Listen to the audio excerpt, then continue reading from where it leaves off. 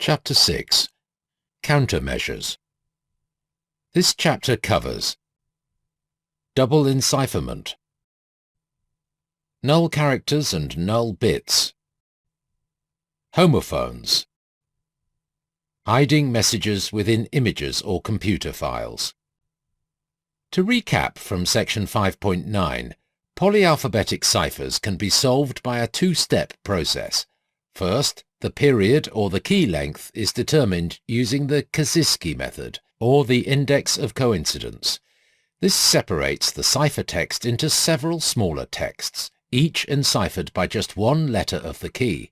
Second, these individual texts are deciphered using the standard methods for simple substitution ciphers, frequency and contacts. Let's turn it around. What can the cryptologist do to prevent a polyalphabetic cipher from being cracked by this two-step process? We will look at a few countermeasures. Section 6.1. Double encipherment. If a message is enciphered with one polyalphabetic cipher whose period is P and the resulting intermediate text is enciphered with a second polyalphabetic cipher whose period is Q, the result is equivalent to a polyalphabetic cipher whose period is the least common multiple of P and Q, denoted LCM of PQ. That is, the period is the smallest integer that is a multiple of both P and Q. For example, if P is 10 and Q is 11, then the double encipherment will have a period of 110. But if P is 10 and Q is 12, then the double encipherment will have a period of 60, because 60 is a multiple of both 10 and 12. Each of the individual alphabets in the double encipherment is the composition of the two alphabets from the first and second encipherments, as described in section 11.7.4. If these are shifted standard alphabets, the result is also a shifted standard alphabet. If these are mixed alphabets, the result is likely an alphabet that is more thoroughly mixed. Even though the double encipherment is still polyalphabetic, it can be stronger than a single polyalphabetic encipherment because the period is longer and there will be fewer letters enciphered by each character of the key. This type of double encipherment is rated 3. If the two polyalphabetic encipherments are autokey, running key, or one of each, the double encipherment will be a running key encipherment. However, the key will not be English text, so the word dragging technique of section 5.11 cannot be used.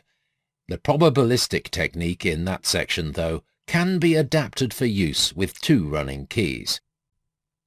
If the encipherment is done with straight alphabets, that is, with the Belasso tableau, then the order of the encipherments does not matter.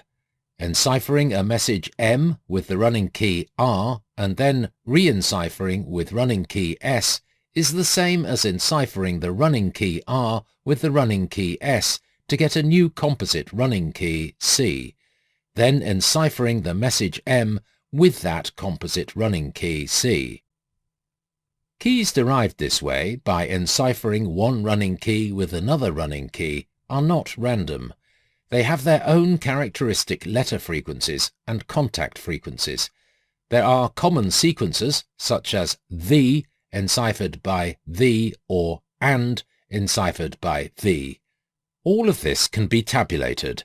If a long phrase such as United States of America or negotiating strategy is dragged through a text, you can look for sections of the running key that adhere to this distribution. Thus, double running key encipherment can be solved by computer. With unmixed alphabets, the composition of two autokey and or running key encipherments is rated 4. With well-mixed keyed alphabets, the composition is rated 6. Section 6.2. Null characters. Nulls are a time-honoured way of thwarting enemy codebreakers. They have been used at least as far back as the Argenti family in the 15th century. Nulls are meaningless characters that are inserted into a message to confound enemy cryptanalysts. They are most commonly used with codes. With polyalphabetic ciphers, they can pollute the frequency counts and disrupt a Kasiski or index of coincidence analysis. There are several ways that nulls can be used. The most direct way is to add a null character to the alphabet. This is commonly represented as an asterisk. This character could then be sprinkled into the plain text. It should be used sparingly so as not to stand out and be obvious. About 3% to 6% nulls would be reasonable. A useful way to use nulls is to insert them into high-frequency words to confound a Kasiski attack.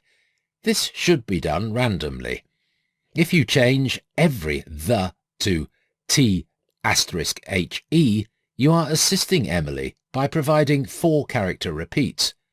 It is better to use the about half of the time, T*HE 1/4 of the time, and THE 1/4 of the time.